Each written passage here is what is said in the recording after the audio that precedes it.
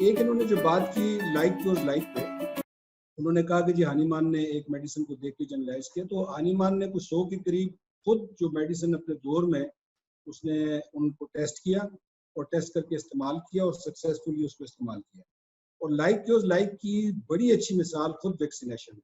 آپ جو سب سے پہلے اگر آپ یاد کریں تو لوئی پاسچر کے زمانے میں یہ جو ریبیز کا علاج ہوا تھا تو کتے کے لعاب سے آپ نے انگریڈینٹس اسی سے اس کے ڈیڈ سیل سے یا جس طرح سے بھی آپ نے اس کی میڈیسن بنائی.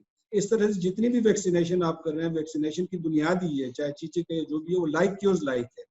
اور جو ایلوپیتھی میں انتہائی افیکٹو چیز ہے جس پر ٹرسٹ ہے لوگوں کا، وہ ویکسینیشن یا یہ علاج ہے جو آپ پریونٹیو استعمال کرتے ہیں، اور وہ لائک یوز لائک ہے. یعنی جو اتھینٹک ایلوپیتھی میں جو اتھینٹک چیز ہے جس کو مانا جاتا ہے وہ لائک یوز لائک پر مشتمل ہے اور اس کو لوگ ایکسیپٹ کرتے ہیں. اور یہ ہمارا جو ہومیوپیتھی کا پورے کے پوری جو عمارت کھڑی ہو گئی وہ عمارت لائک یوز لائک پہ کھڑی ہو گئی. فرق صرف یہ ہے کہ ہم جو اوریجنل انگریڈینٹس ہیں اس کو استعمال کرنے کے بجائے اس کو ڈائلیوٹیڈ فارم میں کرتے ہیں.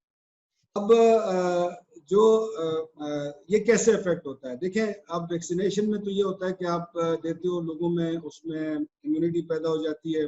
بعض اوقات امیونٹی کو آپ ڈیٹیکٹ کر سکتے ہو، اینٹی باڈیز اس میں پیدا ہوتی ہیں، آپ کو پتہ چل جاتا ہے. ہمیں دن میں ہزاروں کے حساب سے جرمز ہیں جو ہم پر اٹیک کرتے ہیں اور ہماری باڈی اس کو کل کر رہی ہوتی ہے اور ان کو دفاع کر رہی ہوتی ہے.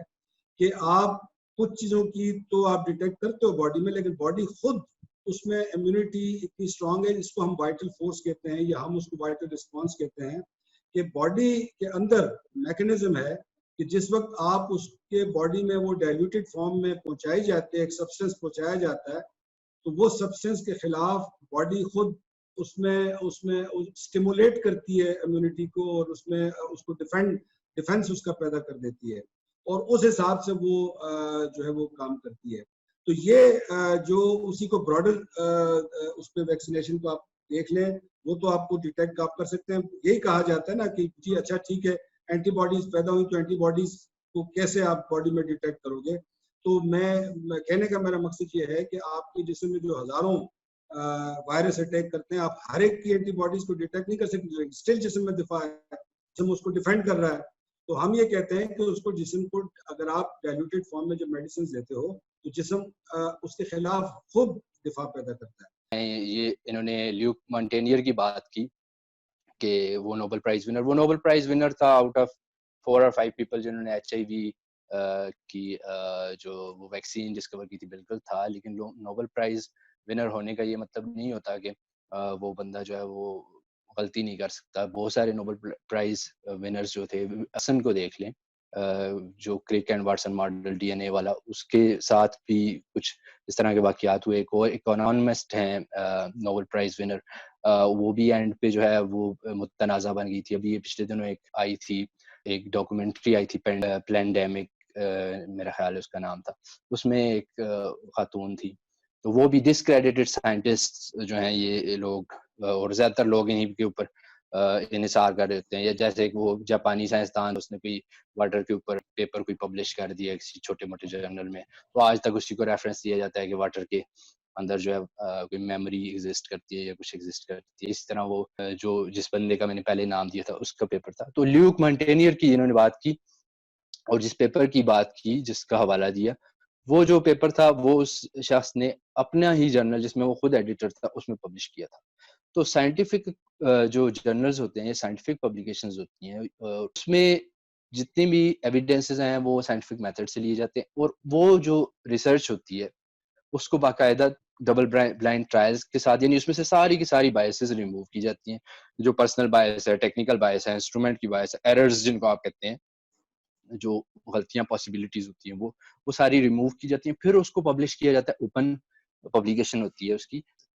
تو یہ ایک وجہ ہے کہ لوگوں کا ٹرسٹ اور کانفیڈینس ہے اس سسٹم کے اوپر، جبکہ ہومیوپیتھی میں ایسا کچھ بھی نہیں ہے. ایک ٹوٹل چیزیں زیادہ تر ہوتی ہیں.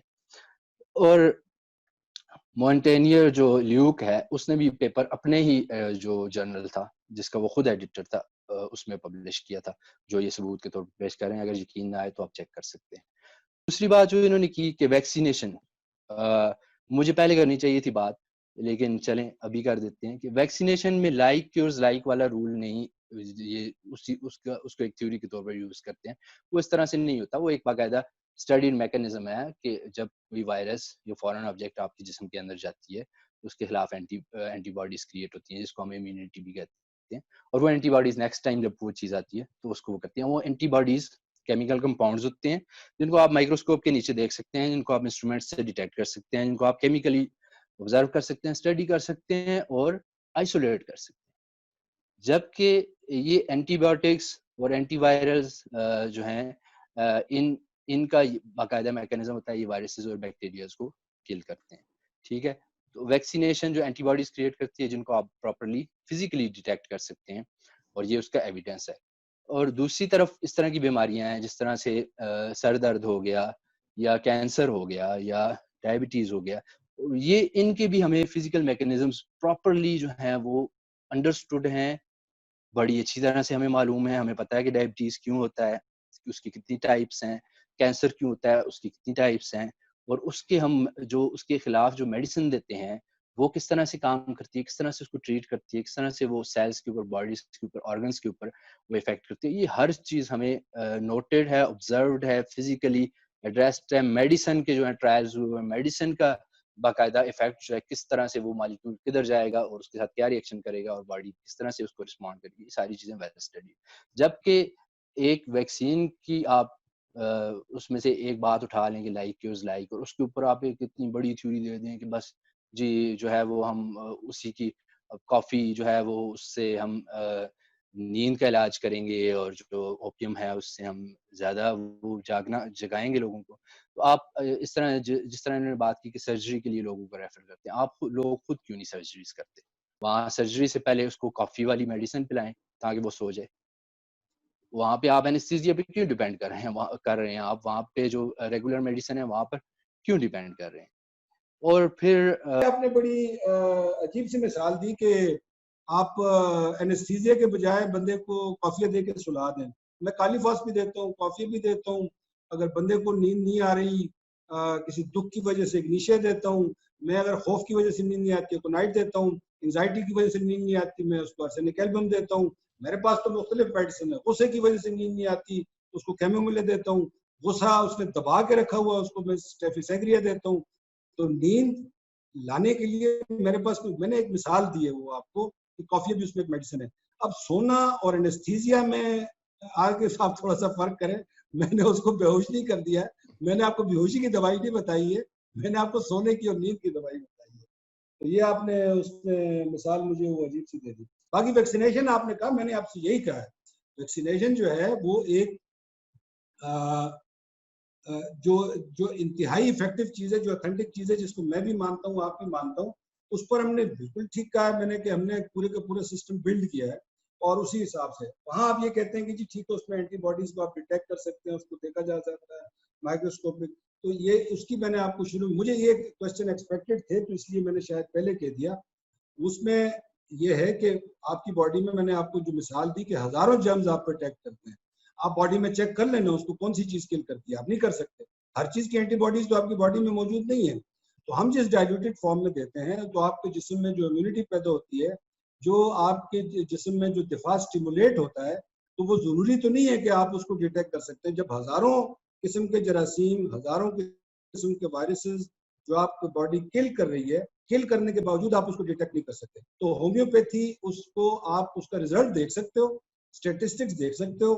تو اس نے اس بیماری کو ٹھیک کیا. اس نے 3 دن میں آپ کا گلا پچھلے 10 سالوں سے ایک آپ کا بچہ ہے وہ ہمارے پاس آتے ہیں، اگر وہ 3 دن میں آپ اس کو پلیسیبو افیکٹ کہہ رہے ہیں، اگر وہ ٹھیک ہو جاتا ہے تو اس کو آپ ٹھیک ہے اس کو آپ ڈیٹیکٹ تو نہیں کر سکو گے، لیکن گلا تو اس کا ٹھیک ہو گیا. اس کا میرا سوال یہ ہے. پھر جو ویکسینیشن آپ کہہ رہے ہیں باڈی میں بہت ساری چیزیں جاتی ہیں، وائرسز جاتے ہیں، بیکٹیریاز جاتے ہیں، تو وہ آپ اینٹی باڈیز ان کی ڈیٹیکٹ نہیں کر سکتے. کیوں نہیں ڈیٹیکٹ کر سکتے؟ کس نے آپ کو کہا ہے کہ ڈیٹیکٹ نہیں کر سکتے؟ ڈیٹیکٹ کر سکتے ہیں. وہ ساری کی ساری اینٹی باڈیز ہمیں پتہ ہے باڈی میں ٹی سیلز ہوتے ہیں اور کتنی ٹائپس کی اینٹی باڈیز ہوتی ہیں، وہ ساری کی ساری موجود ہوتی ہیں، وہ ڈیٹیکٹ ہوتی ہیں. آپ کسی کا بلڈ نکال کے اس کو ٹیسٹ کروا سکتے ہیں. آپ اپنا بلڈ ٹیسٹ کروا سکتے ہیں کہ آپ میزلس کے اگینسٹ ویکسینیٹڈ ہیں یا نہیں. ٹیسٹ کروا سکتے ہیں پولیو کے اگینسٹ آپ ویکسینیٹڈ ہیں یا نہیں.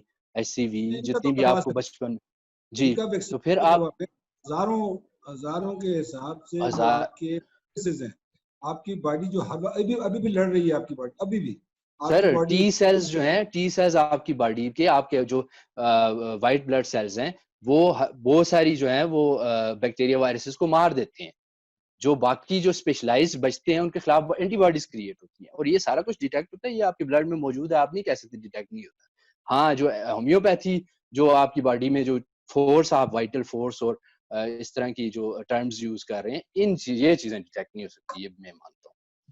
اور یہ تو بات آ گئی لائک کیورز لائک کی. اور جہاں تک دوسری بات ہے ڈائلوشنز کی، ڈائلوشنز دیکھیں، اب یہ وہ والی بات ہو گئی کہ آپ اگر آپ یہ کہہ رہے ہیں کہ ایک گلاس شربت میں آپ 2 چمچ چینی ڈالتے ہیں، وہ زیادہ میٹھا نہیں ہوگا، جبکہ آپ ایک کولر میں 2 چمچ چینی ڈالتے ہیں تو وہ زیادہ میٹھا ہوگا. یعنی کہ جو زیادہ ڈائلوٹیڈ ہے وہ اس کی زیادہ ایفیکیسی. تو دس is against the common sense. کوئی بھی بندہ آپ اس کو یہ بات کہیں کہ تم زیادہ پانی میں اگر ڈالتے ہو، کوئی چیز ڈائلوٹ کرتے ہو تو اس کا اثر ہوگا، تو وہ نہیں مانیں گا. اب یہ دیکھیں جو سوڈیم کلورائڈ ہے، سالٹ ہے یا شوگر ہے، یہ بھی تو کیمیکلز ہیں نا، تو ان کے بھی تو اثر ہے نا. ٹیسٹ ہے، سالٹ کے باڈی کے اوپر بھی اثرات ہوتے ہیں. آپ زیادہ سالٹ کھا لیں گے، آپ کا بی پی ہائی ہو جاتا ہے. تو اس کیسز میں اس طرح سے کیوں نہیں ہوتا؟ سیکنڈلی، جس طرح سے یہ ڈائلوشنز بنائی جاتی ہیں ہومیوپیتھی میں، آپ دیکھیں اگر آپ کسی چیز کو 35 ٹائمز ڈائلیوٹ کرتے ہیں یا 200 ٹائمز ڈائلیوٹ کرتے ہیں، تو نیچرلی امپاسبل ہوتا ہے کہ اس کا ایک مالیکیول بھی جو ہے اس سولوشن میں بچ جائے. یہ وہ والی بات ہوگی کہ آپ ڈسپرین کی گولی لے کر اس کو سمندر میں پھینک دیں اور لوگوں سے کہیں کہ اب اس سمندر سے آپ جو ہے وہ 10 قطرے روزانہ رات کو دودھ کے ساتھ پیئیں گے تو آپ کے سر کا درد ختم ہو جائے گا. تو دس is not possible, this is impossible scientifically common sense کے.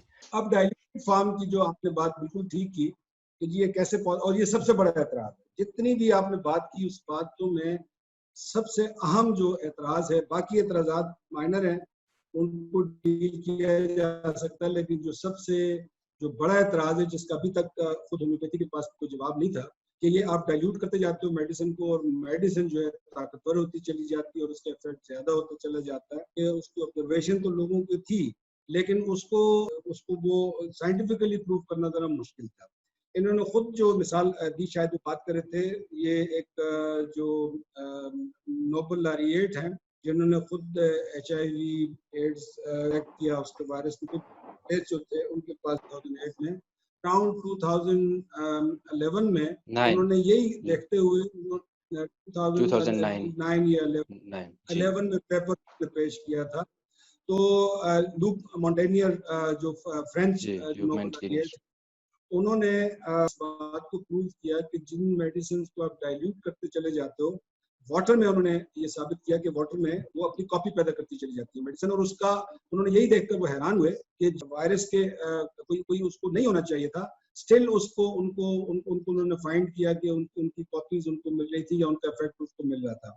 تو یہ تو اور یہ ریسنٹلی ہوا ہے. اور اس سے پہلے واقعی یہ بات ٹھیک ہے کہ اس میں سے میکسیمم میڈیسنز وہی ہیں جو ایلوپیتھی میں استعمال ہوتی ہے، صرف اور صرف ان کو بنانے کا مختلف طریقہ ہے. ان کے ایفیکٹس کا دیکھیں، میں آپ کو ایک مثال دیتا ہوں اوپیم کی. اوپیم کو استعمال کیا جاتا تھا رائج الوقت سسٹم میں، حکمت میں، یا بہت عرصے تک ایلوپیتھی میں بھی نیند لانے کے لیے، یعنی خواب آور تھی. لیکن اس کا جو ایک سیکنڈری، ہر چیز، ہر میڈیسن کا ایک سیکنڈری ایفیکٹ ہوتا ہے. ہم بلیو کرتے ہیں سیکنڈری ایفیکٹ کیا ہوتا ہے؟ جو افیم کا عادی شخص ہوتا ہے اس کی نیند اڑ جاتی ہے. تو ہم جو میڈیسن دیں گے اوپیم کو، وہ نیند لانے کے لیے نہیں، ہم دیں گے جن کو غنودگی ہے، جن کو بہت زیادہ نیند آتی ہے، اس کے اپوزٹ میں. یہی آپ دوسری میڈیسن دیتے ہیں. کافی کو جنرلی لیا جاتا ہے نیند اڑانے کے لیے، لیکن ہومیوپیتھی کافی کا سیکنڈری ایفیکٹ کیا ہے؟ جو کافی کے عادی لوگ ہوتے ہیں ان کو پھر سیکنڈری ایفیکٹ کیا ہوتا ہے؟ آپ تو نیند اڑانے کے لیے دیتے ہیں، لیکن اس کو ایک سٹیج پہ غنودگی ان کو آنے لگتی ہے اور ان کا سیکنڈری ایفیکٹ اس کا یہ ہوتا ہے. تو ہم سیکنڈری ایفیکٹ کے لیے دیتے ہیں. ہم کافی کو جس وقت دیں گے، کافی کو نیند اڑانے کے لیے نہیں دیں گے، اس کو نیند لانے کے لیے، کیونکہ یہی اس کا سیکنڈری ایفیکٹ ہے. تو ہومیوپیتھک میڈیسن جو ہے وہ جو سیکنڈری ایفیکٹ ہے وہ ڈومیننٹ ہوتا ہے. اب انہوں نے کہا جی کافیہ سے ہم نہیں سلائیں گے سر. دیکھیں سرجری میں جو انیستھیزیا یوز ہوتا ہے یہ وہی میڈیسن ہوتی ہیں جو نیند کی لیے یوز ہوتی ہیں, انہی کی زیادہ مقدار دی جاتی ہے اس کو بندے کے کو سلانے کے لیے. تو پھر کافیہ جو ہے جب سرجری ہوگی, آپ لوگ ہومیوپیتھی میں سرجری کریں تو پھر کافیہ کو مزید ڈائلوٹ کر کے پھر وہ پلائیں تاکہ بندہ بے ہوش ہو جائے تو اس کو سلائے نا. آپ خود ہی کہتے ہیں ڈائلوٹ ہونے سے اس کی ایفیکیسی بیہوشی کے انکریز لیے ہم ہوگی. بیہوشی کی کہیں گے, ایسی ہم بات لوگ نہیں. ہم لوگ تو ایسے ہی کرتے ہیں نا, ہم لوگوں کی جو اس میں ریگولر میڈیسن میں وہی عام جو الپرازولام یا اور اس طرح کی جو اینستھیٹک سلیپنگ پلز ہوتی ہیں انہی کی ڈوز زیادہ کر کے اس کو بندے کو دیتے ہیں, وہ سو جاتا ہے. اچھا تو راجہ صاحب یہ آپ جو میڈیسن دیتے ہیں تو نیچرلی اس کی کوئی کیمیکل کمپوزیشن ہوتی ہوگی, کیونکہ میں جو بھی میڈیسن یہ نارمل مین اسٹریم کی لیتا ہوں تو اس کے اندر H2O اس کا پمفلٹ جس میں ڈیٹیل ہوتی ہے کہ یہ انگریڈینٹس ہیں اس کے, تو آپ کی اس میڈیسن کی بھی اس طرح ایک لسٹ ہوتی ہوگی کہ یہ انگریڈینٹس ہے اس کے اندر, اس میڈیسن کے اندر H2O.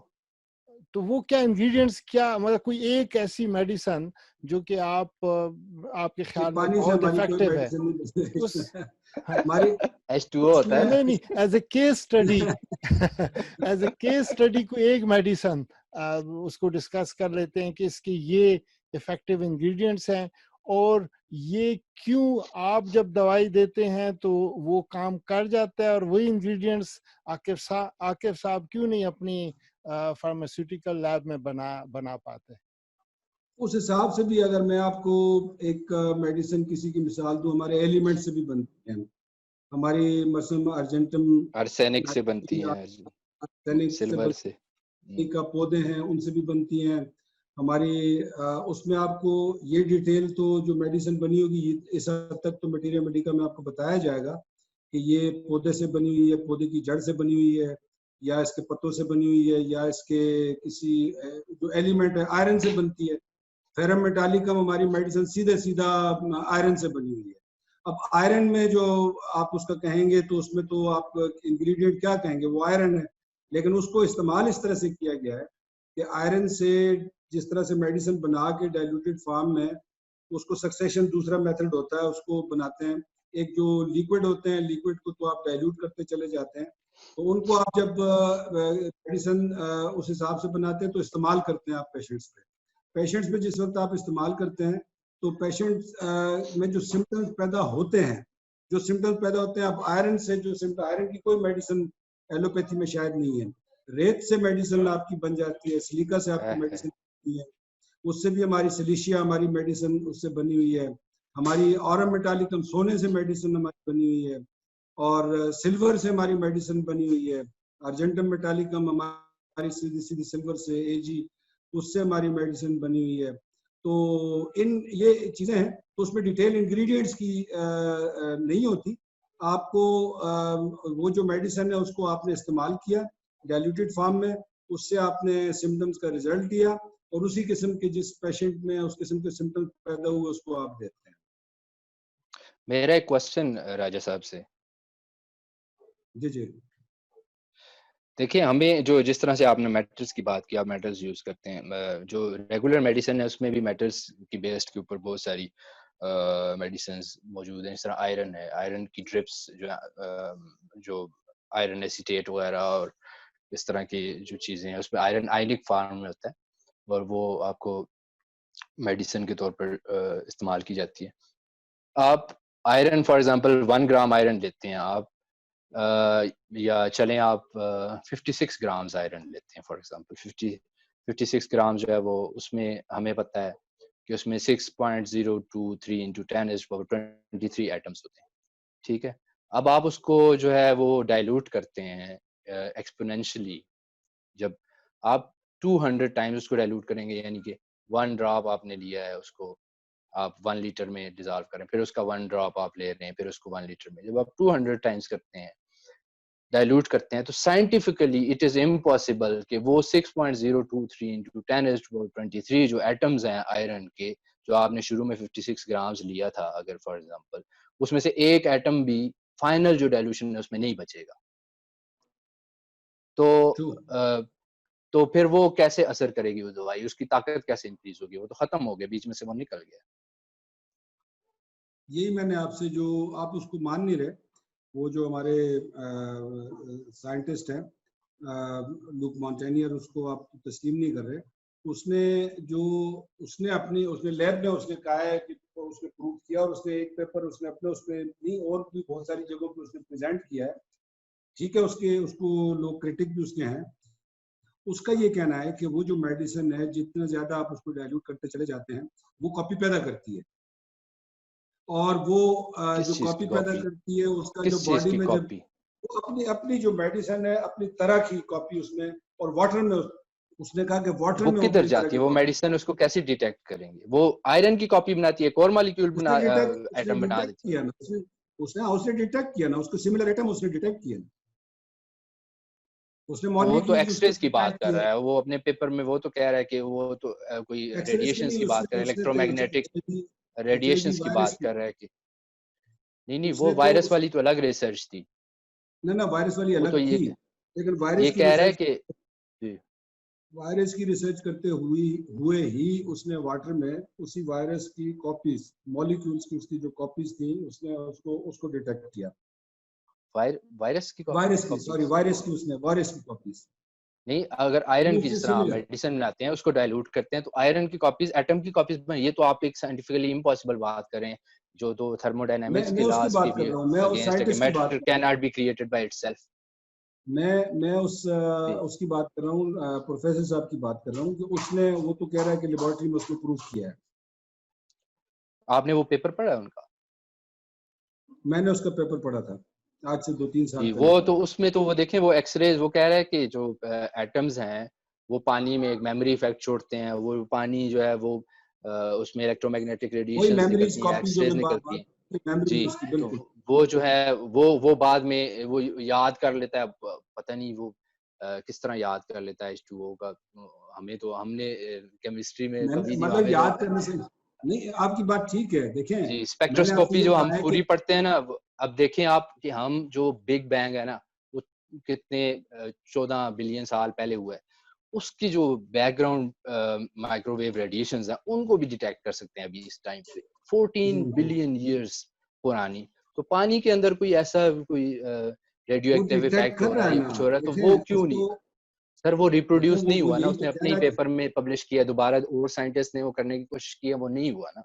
ये तो 20-25 इयर्स की डिबेट चल रही है, बहुत सारे लोगों ने काम किया, वो नहीं, और आखिर में वो लोग खुद माने हैं, बल्कि जो ये ल्यूक मॉन्टेनियर ने जिससे इंस्पायर होकर काम किया था, जिसका मैंने पहले साइंटिस्ट का नाम लिया, तो वो जो है वो भी आखिर में माना था। वो कहता है कि हाँ जी, जब हमारे साइंटिस्ट काम कर रहे होते हैं तो वो जो है वो रिजल्ट पॉजिटिव आ रहे होते हैं, जब दूसरा कोई काम करता है पॉजिटिव नहीं आते।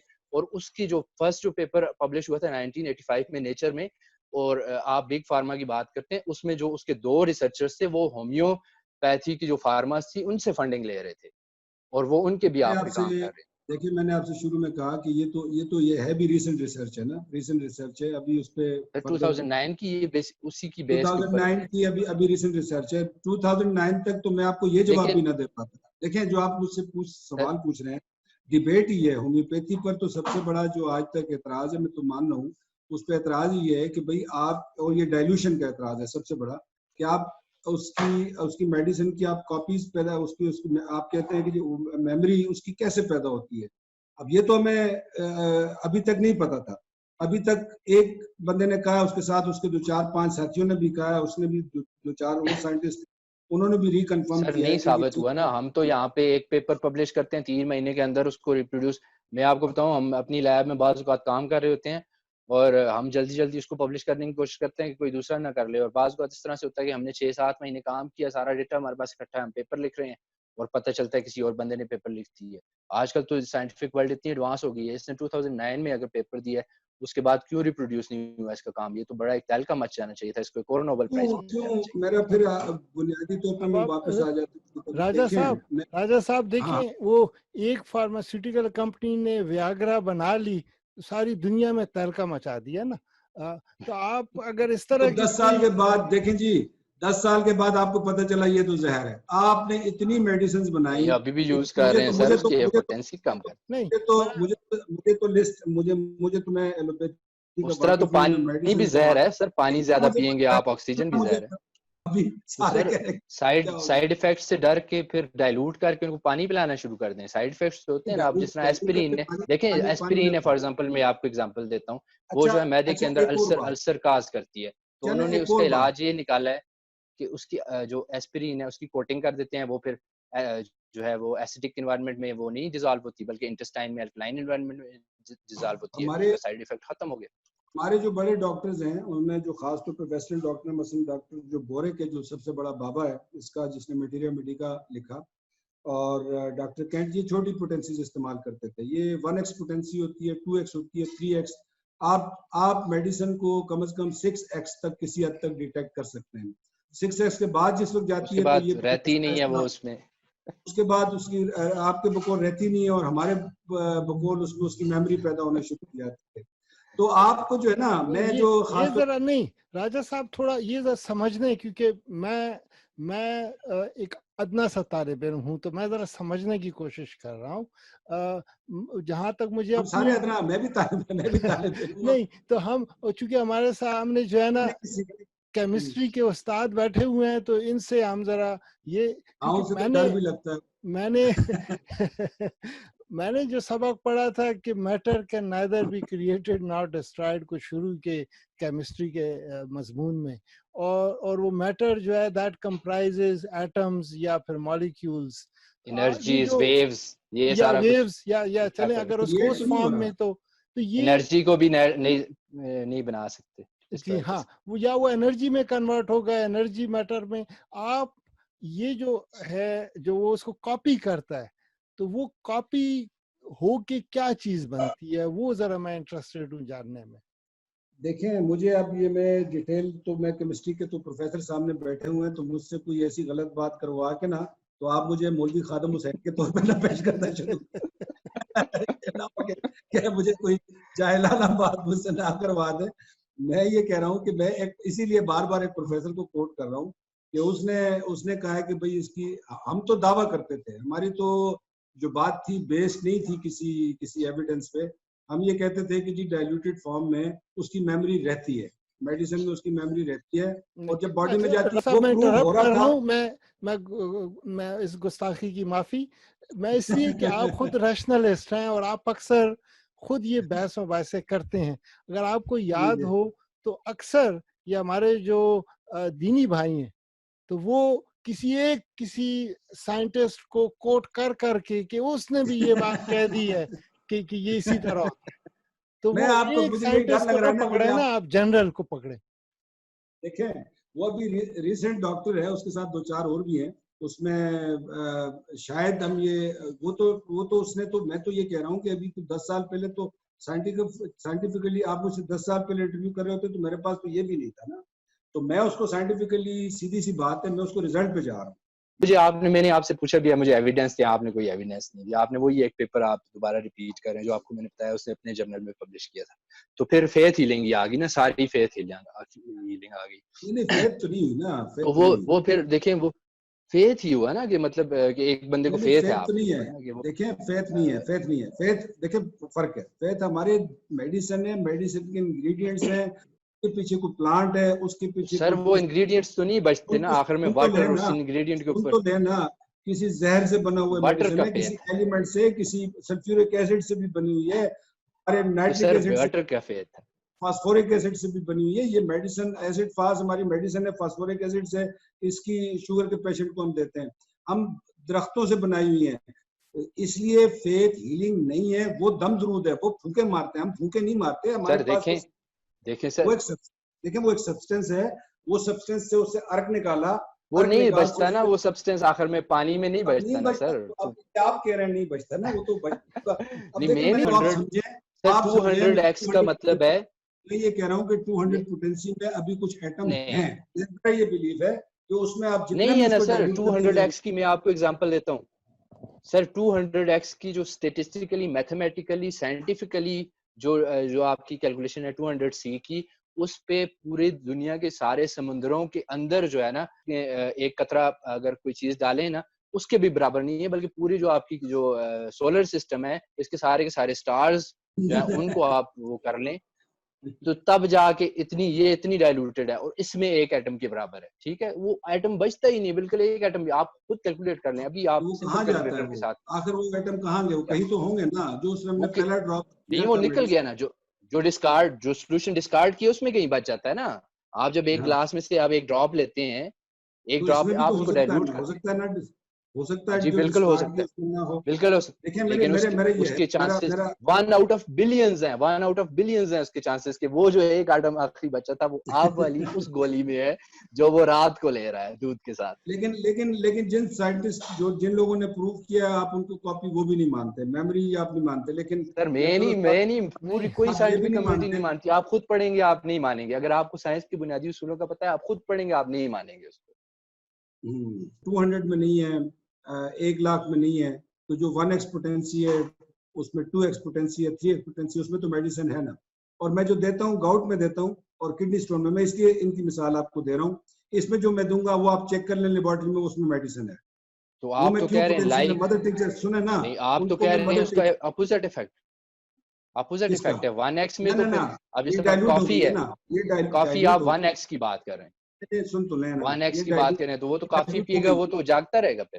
ڈائلوٹ ہو گئی ہے نا, ڈائلوٹ ہو گئی ہے. یہ آپ نے اس کو ایکچوئل جو میڈیسن تھی اس کو آپ نے 1-2 سٹیپ لے لیے, اس میں 1-2-3 سٹیپ لے لیے. جب آپ نے پھر تو 2-3 سٹیپ لے لیے تو اس میں وہ ڈائلوٹ ہو گئی ہے.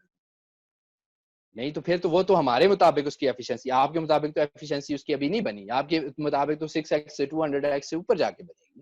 میں تو کہتا ہوں کہ آپ نہیں چینی جو ہے وہ گلاس میں 1 چمچ ڈال کے پیئیں گے تو میٹھی ہوگی. نہیں آپ کے آپ کہتے مطابق ہیں اس میٹھی لیے نہیں ہوگی, آپ کہتے ہیں کہ جب وہ اس کو آپ 1000 کے ٹائمز ڈائلوٹ مطابق کر لیں گے نہیں, وہ پھیکی ہو جائے گی. آپ کے مطابق نہیں ہے. آپ اس کو مدر ٹنکچر بھی نہیں بناتے, 1x بھی نہیں بناتے, 2x بھی نہیں بناتے, 3x 4x آپ نہیں بناتے, ہم بناتے ہیں. یہ ہمارے طریقے سے بنی ہوئی ہے, آپ کے طریقے میں یہ ایسی کیا ہمارے خاص طریقے سے بات بنی ہوئی ہے اور کام کر رہی ہے. تو آپ کو میں جو میڈیسن میں کہتا ہوں, جو میڈیسن آپ مجھے پیشنٹ بھیجیں گے ان کی میڈیسن میں آپ کو جب بتاؤں گا وہ لیبارٹری میں چیک ہوگی, وہ آپ کو ڈیٹیکٹ ہو جائے گی کہ یہ فلانی چیز ہے. یہاں تک تو ٹھیک ہے نا, وہ کسی ایگریمنٹ پہ پہنچتے ہیں نا, کسی اچھا ایگریمنٹ میں 1x دیکھیں آپ ٹھیک ہے آپ 1x پہ اس کو کھلائیں گے وہ میڈیسن پھر 1x پہ, یا اس کو مدر ٹنکچر ہم کہتے ہیں. مدر ٹنکچر جو ہے وہ اچھا 1x mother tincture almost similar ہے, اچھا جو پہلا سٹیپ ہے. پھر وہ تو آپ کی تھیوری کے خلاف ہو گیا, آپ تو کہتے ہیں کہ جتنا ڈائلوٹ تھیوری ہوگا کے اتنا خلاف نہیں ہے نا, ایفیشینٹ. ڈائلوٹیڈ فارم ہے. دیکھیں بہت ڈائلوٹیڈ نہیں ہے, ڈائلوٹیڈ فارم کی سٹیجز ہے نا. 1x جو ہے پہلا سٹیج ہے, پہلے سٹیج پہ آپ کو میڈیسن ملتی ہے, دوسرے پہ اچھا ملتی ہے, تیسرے آپ پہ پھر مجھے یہ بتائیں کہ آپ کا مدر ٹنکچر زیادہ پوٹنٹ ہوتا ہے یا 200x زیادہ پوٹنٹ؟ 200. تو پھر آپ مدر ٹنکچر پہ کیسے بھروسہ کر رہے ہیں کہ وہ اس کا علاج کرے گا؟ کچھ اچھا, اب یہ دوسری بحث ہے. کچھ میڈیسنز مدر ٹنکچر میں کام کرتی ہیں, کچھ 1x میں اچھا کام کرتی ہیں, کچھ 30 میں کام کرتی ہیں, کچھ 200 میں کام کرتی ہیں, کچھ 1 لاکھ میں کام کرتی ہیں. یہ بھی ہوتا ہے, وہ ڈیپینڈ کرتا ہے. یہ تو سائیکولوجیکل آپ کیسز اپنی جو میں بیسک جو اسمپشن ہے, جو آپ کا بیسک رول ہے, نہیں ہے, ایکسپیرینس ہے. more dilution is more potent, تو آپ تو اس کے خلاف ہے. نہیں آپ دیکھیں کس کو آپ نے دینی ہے پاورفل میڈیسن. آپ نے ہر پیشنٹ کو تو نہیں دینی نا, بعض پیشنٹس پہ تو بڑا بیڈ افیکٹ. یہ جو بات کی ہے نا کہ سائیڈ افیکٹ ہومیوپیتھی میں, ٹھیک ہے سائیڈ افیکٹ نہیں ہوتے لیکن افیکٹ ہوتے ہیں. اگر آپ پیشنٹ کو جس کو آپ نے لاکھ پوٹینسی, ہم نے گریجولی بڑھاتے ہیں, ہم نہیں دیتے اس کو ڈائریکٹ لاکھ پوٹینسی میں, کوئی ڈاکٹر نہیں دیتا. بہت کم ایسے پیشنٹ ہیں جس کو ہم لاکھ یا اس کو 200 یا ہم اس کو کم ڈوزز میں پہلے دیتے ہیں, اس کو 30 سے شروع کرتے ہیں. وہ اگر اس سے ٹھیک ہوتا ہے ایک جگہ پہ جا کر رک جاتا ہے, پھر 200 میں دیتے ہیں, پھر 1000 میں دیتے ہیں, پھر اس کے بعد 1 لاکھ میں دیتے ہیں. کچھ سائیکولوجیکل کیسز ایسے ہوتے ہیں جب ہم ڈائریکٹ 1 لاکھ میں ہم دے دیتے ہیں یا 1 mm دے دیتے ہیں. تو یہ اپنے ایک تو ڈیپینڈ کرتا ہے اپنے, اس کا بھی کوئی بیسک فارمولا نہیں ہے, یہ اچھا اپنے چلیں, ایکسپیرینس کی بات ہے. آپ کہتے ہیں 1x پہ جو ہے نا آپ مریض کو دوائی دیں گے. اب مسئلہ یہ ہے کہ آپ آرسینک سے بناتے ہیں, آرسینک جو ہے کا اس نہیں کی دیتے 1x میں, نہیں آپ مکس نہ کریں نا پلیز. آرسینک کی 1x زہر ہے, آپ کس کی نہیں دیں گے دیتے. پھر, فاسفورک ایسڈ کی دیں گے یا نائٹرک ایسڈ کی, ڈسپرین کی دیں گے؟ وہ نہیں دیں گے, وہ ڈینجرس چیزیں ہیں, وہ پھر اس کنسنٹریشن پہ وہ تو نقصان پہنچائیں گے. ڈینجرس چیز نہیں دیں گے, ڈینجرس چیز 1x پہ ڈینجرس نہیں چیز کو دیتے. زیادہ ڈائلوٹ کریں گے تاکہ وہ ڈینجرس نہ رہے, اور جو ڈینجرس چیز نہیں ہے اس کو ڈائلوٹ نہیں کریں گے کیونکہ وہ ہے ہی نہیں ہے ڈینجرس. تو زہر ہم نہیں دے سکتے یہ نا تو کسی کو, سمپل بات ہے. تو زہر کیوں دیں گے آپ آرسینک ایلبم خالص کسی کو دے سکتے ہیں؟ آپ کیا بات کر رہے ہیں, ہم زہر کسی کو دے دیں، ایسا نہیں ہے. پھر لیکن اس کو آپ بھی دوائی کے طور پہ استعمال اس حالت میں نہیں کر سکتے نا، کوئی بھی نہیں کرتا ہے. آپ اس کو آرسینک ایلبم کو میڈیسن کے طور پہ جب استعمال کرتے ہیں آپ تو اس کو ڈائلوٹ کر کے بھی تو کوئی فائدہ نہیں ہے. اگر آپ اس کو پہلے وہ نقصان، فائدہ ہے نا، اب پھر ڈائلوٹ کر کے بحث دیکھیں، پھر وہیں پہ آ جاتی کیا فائدہ ہے. جب راجہ صاحب جو میں آپ دونوں کی گفتگو سنتا رہا، آپ چونکہ سائنس کے بھی ماننے والے ہیں، ریشنلسٹ ہیں، آپ کے خیال میں یہ ایک فیلڈ ہے جو کہ کنٹریبیوٹ کر سکتی ہے. سائنس کا بنیادی مقصد تو یہی ہے کہ وہ ہمارے جو پرابلمس ہیں ان کا انسانیت حل کی ڈھونڈے، بھلائی کے لیے، بہتری کے بھلائی لیے. کے لیے. بالکل. تو اگر آپ کے خیال میں، اور یہ نگلیکٹڈ ہے باقی مین سٹریم سائنس کی نظر سے، تو آپ تو یہ رول پلے کر سکتے ہیں کہ آپ جو آبزرویشنز کر رہے ہیں، جو پیشنٹس کو ٹریٹ کر رہے ہیں اور فائدہ پہنچا رہے ہیں، تو اس کو ذرا پراپر ڈیٹا کی مدد سے کیپچر کریں، کیونکہ وہ کہتے ہیں کہ data specs louder than words. تو اگر آپ ڈیٹا کی صورت میں اور یہ دکھا دیں کہ آپ کی جو پرسکرپشنز تھیں، دوائی تھی، اس کی وجہ سے فائدہ ہوا ہے، لیکن اس میں پھر یہ کہ آپ کو فیتھ ڈریون نہیں بلکہ پیور ڈیٹا انالیسس کی روح سے، کہ آپ نے جن کو دی جو ٹھیک ہوئے ان کا الگ، ہو جو نہیں ٹھیک ہوئے ان کو بھی، اور پھر دیکھیں اور یہ بھی دیکھیں کہ وہ کوئی دوسری دوائی تو نہیں دے رہے، اور کوئی جس کو کہتے ہیں سائیکولوجیکل ایشو تو نہیں ہے، باقی فزیکل ہے یا نہیں، کوئی کنفاؤنڈنگ ویریبلس تو نہیں ہے جو کہ آپ کے اس پورے انالیسس کو کمپرومائز کر رہے ہیں. تو ان کو کنٹرول ویریبلز رکھ کے اگر آپ ایک ایسا سائنٹیفک اسٹڈی کریں گے تو وہ پھر یقیناً عاقب صاحب کو بھی قابل قبول ہوگی اور مین سٹریم سائنس کو بھی، اور آپ یقیناً اپنی فیلڈ کے ساتھ بھلائی کا کام کریں گے، اور ان ٹرن آپ جو باقی انسانیت ہے جو کہ سائنس سے فائدہ اٹھاتی ہے، آپ ان کی بھلائی کے لیے بھی کام کریں گے. لیکن اگر یہ اینیکڈوٹل کی حد تک کی رہے تو پھر مسئلہ یہ ہے کہ اکثر ہم دیکھتے ہیں، میں اکثر ٹی وی پہ یہ پروگرام دیکھتا ہوں، مجالس میں ایک بندہ اٹھتا ہے کہ میں بالکل نا امید ہو گیا تھا، کینسر کا آخری دن تھا، یہ سادھو نے یہ پتہ نہیں کہا اور اس سے میں ٹھیک ہو گیا، سب تالیاں مارتے ہیں پیچھے. تو یہ اس سٹیج سے آپ کو اسے پھر نکالنا ہوگا. اور نہیں میں اس سٹیج پہ نہیں ہوں. میں تو آپ کو مثالیں، چونکہ ہمارے پاس تو ٹائم لمیٹڈ ہے، میرے پاس کچھ جو ہے، میں پہلے تو میرے پاس تفصیلات، چونکہ میں نے آپ کو کہا نا میں ریگولر تو نہیں کرتا ہوں، تو میں نے ابھی جو ہے، ابھی خاص طور پہ جو میں نے لوگ مجھے رسپونڈ کر رہے ہیں، اس کا بھی میں نے شروع کیا ہے. اس کا میں جو کیسز ٹھیک ہو رہے ہیں، جو کیسز ٹھیک نہیں ہو رہے، اور ان کا میں کلیکٹ کر رہا ہوں. لیکن یہ بات ٹھیک ہے کہ اس کو مجھے یہ بھی پتہ ہونا چاہیے کہ وہ کوئی اور میڈیسنز تو نہیں لے رہے. اس کو کنکلوژن کی طرح ہم لے آئیں. اگر آپ دونوں اصحاب میری ایک سجیشن مان لیں، آپ دونوں کیوں نہ مل کے ایک اسٹڈی ڈیزائن کر لیں، کر لیتے ہیں. اور اگر اینڈ میں دیکھیں نا، کوئی یہ آپ کا ریلیجن نہیں ہے راجہ صاحب، نہ عاقب صاحب آپ کوئی ایسے ہیں کہ اس کو کفر سمجھتے ہیں، آپ صرف سائنٹیفک بنیادوں کی وجہ سے آپ سمجھتے ہیں کہ اس میں وزن نہیں ہے. تو چلیں انہی سائنٹیفک بنیادوں پہ ایک اسٹڈی ڈیزائن کریں. راجہ صاحب جو ہے آپ کے ساتھ مل کے اس کا بہت اچھا ہوگا، بہت دلچسپ ہوگا. چلے ڈبل بلائنڈ ٹیسٹ ہم کر لیتے ہیں نا مل کے. تو عاقب صاحب آپ مل جائیں ان کے ساتھ اور ایک ایسی اسٹڈی کروائیں. دیکھیں آپ اپنے آپ کو انڈر اسٹیمیٹ کیوں کر رہے ہیں؟ آپ اور میں مل کے ایک اسٹڈی کر لیتے ہیں نا. آپ سائنٹسٹ ہیں، آپ کر لیتے ہیں نا، دونوں مل کے کر لیتے ہیں. میرے خیال میں اب اس نوٹ پہ جی ہیپی اور ٹھیک ہے سر، بالکل کرتے ہیں، بالکل صحیح.